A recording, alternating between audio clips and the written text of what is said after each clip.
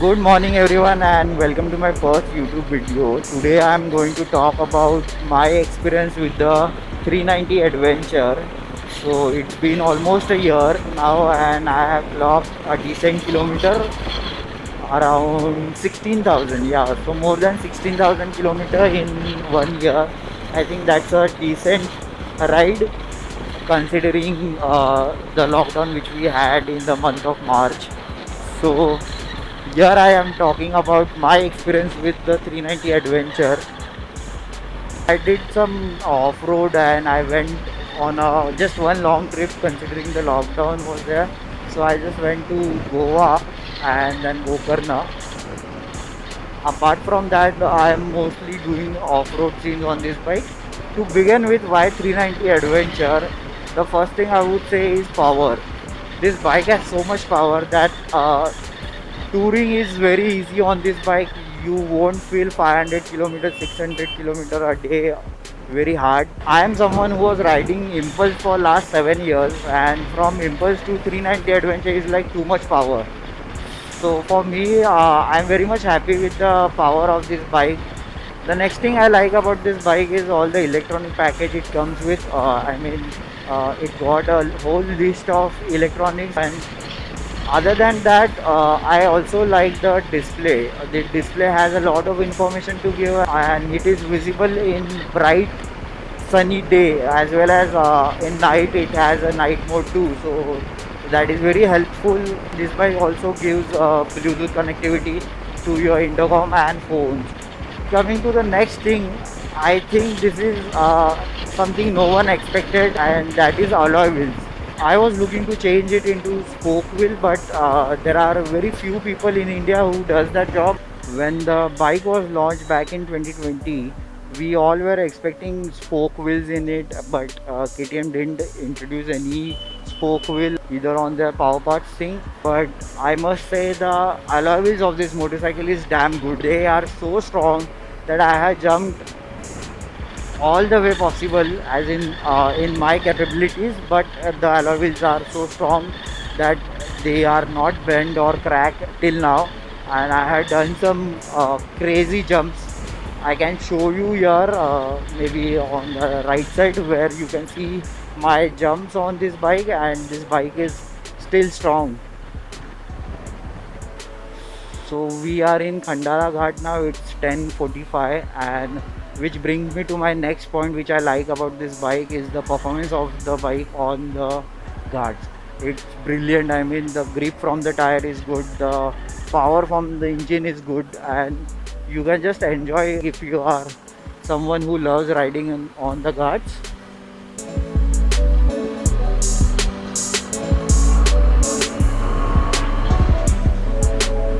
Just overtake without thinking twice or without even downshifting.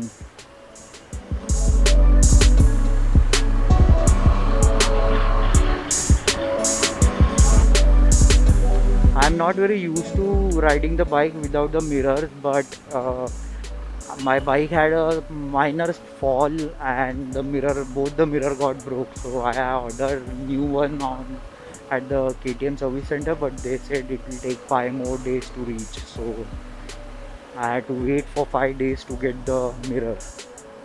That is one of the cons of this bike, that you have to wait for a lot of things, as in my foot peg got break, rear foot peg got break, and it took them 15 days to get the foot peg back. That is not something you would expect to a bike which is selling at this number. Let's take a small break. I'll just have a tea.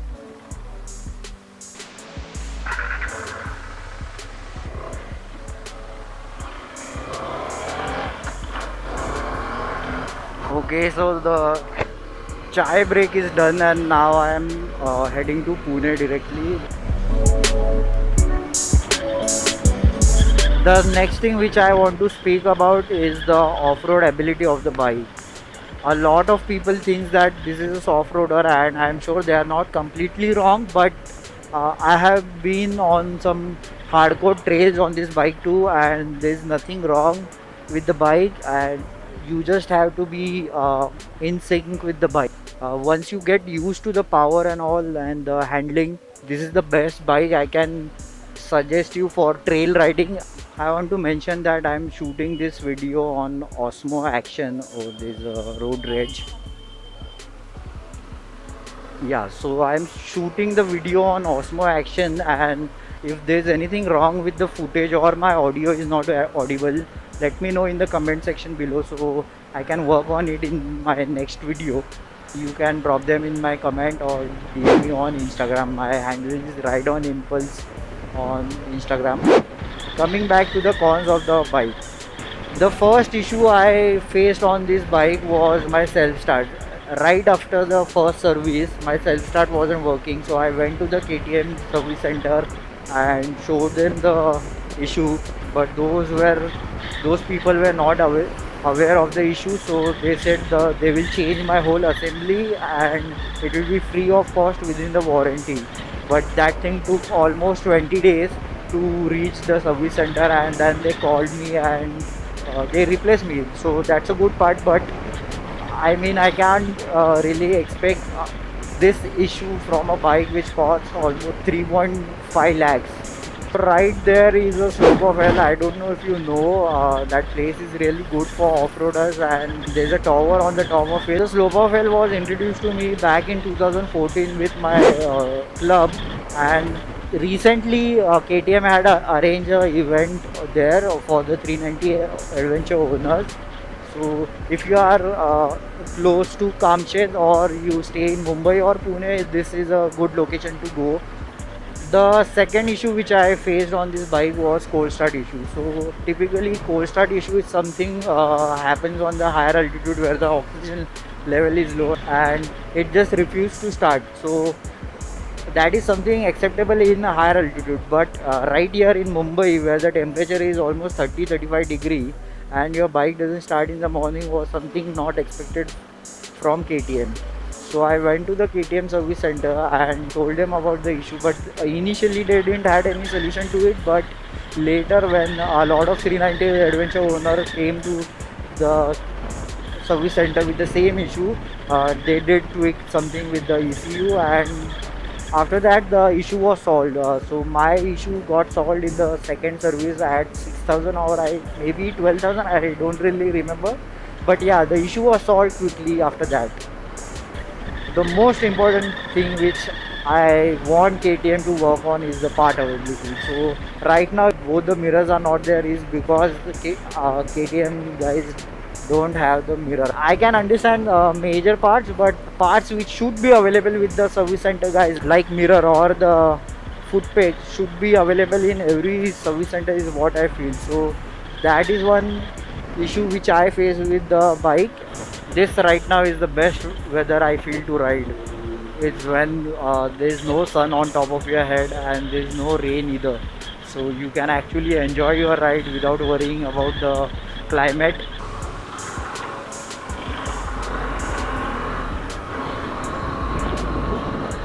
Alright, then I have almost reached Pune and here I come to the end of this video. So this was my whole experience in the last 1 year of owning 390 Adventure, and I'm pretty happy with the bike except the fact that the parts are not available, but other than that everything is fine, and I love the bike, the way it performs on off-road, on touring. You can cruise at high speed, you can do off-road trails on it, and that's what I needed from the bike. So I will definitely suggest the bike if you are looking for a touring machine or something which is little less on the off-road side and more on the touring side. With that said, I will be signing off now till my next video. Ride safe, ride hard, explore more places, be safe, wear your riding gears and take care of yourself. Bye bye.